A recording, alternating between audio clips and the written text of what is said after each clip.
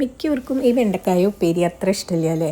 അതിൻ്റെ വഴുവഴുപ്പ് തന്നെയാണ് അതിന് കാരണം. എന്നാൽ ഇന്ന് വഴുവഴുപ്പില്ലാതെ എങ്ങനെ നമുക്ക് നല്ല വെണ്ടക്കായ ഉപ്പേരി ഉണ്ടാക്കിയെടുക്കാൻ നോക്കിയാലോ? അതിനുവേണ്ടി കുറച്ച് വെണ്ടക്കായ എടുത്ത് നന്നായിട്ട് കഴുകി വൃത്തിയാക്കി നല്ലൊരു തുണിയിലിട്ട് വെള്ളമെല്ലാം നന്നായിട്ട് ഒപ്പിയെടുക്കാം. അതിനുശേഷം നമുക്കിതിനെ ചെറുതായിട്ട് അരിഞ്ഞെടുക്കാം. ഈ അരിഞ്ഞെടുത്ത വെണ്ടക്കായ കുറച്ച് നേരം വെച്ചതിന് ശേഷം നമുക്ക് കറി ഉണ്ടാക്കാൻ നോക്കിയാൽ മതി കേട്ടോ.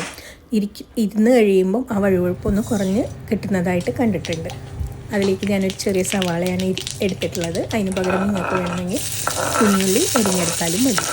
ശേഷം നമുക്ക് ചീനച്ചട്ടി ചൂടായി 2 സ്പൂൺ വെളിച്ചെണ്ണ ഒഴിച്ച് കടുക് പൊട്ടിച്ച് ഈ സവാളയും ഇട്ട് വഴന്ന് വരുമ്പോൾ 1/4 സ്പൂൺ മഞ്ഞൾപ്പൊടിയും 1/2 സ്പൂൺ മുളക് പൊടി, ആവശ്യത്തിനുള്ള എരിവിനുള്ള മുളക് പൊടിയും ഇട്ട് ഒന്ന് മൂത്ത് വരുമ്പോൾ ഈ അരിഞ്ഞ് വെച്ച് വെണ്ടക്കായ ഇട്ട് നന്നായിട്ട് ഇളക്കിയെടുക്കാം. ഒന്ന് വാടി വരുമ്പോൾ നമുക്ക് ഉപ്പുമിട്ട് അതിലേക്ക് ഞാൻ വാട്ടി വെച്ചിട്ടുള്ള തേങ്ങയാണ് ഇട്ടിട്ടുള്ളത്. ഞാനിങ്ങനെ നാട്ടിൽ നിന്നൊക്കെ വരുമ്പം കുറച്ച് തേങ്ങ വാട്ടി കൊണ്ടുവരാറുണ്ട്. അതാണ് അതിലിട്ടിട്ട് ഇളക്കി എടുത്തിട്ടുള്ളത്. അങ്ങനെ ചെയ്ത് നന്നായിട്ട് വാടി വേവിച്ചെടുത്ത് കഴിഞ്ഞാൽ സൂപ്പറായ വെണ്ടക്കായ ഉപ്പേരി റെഡി.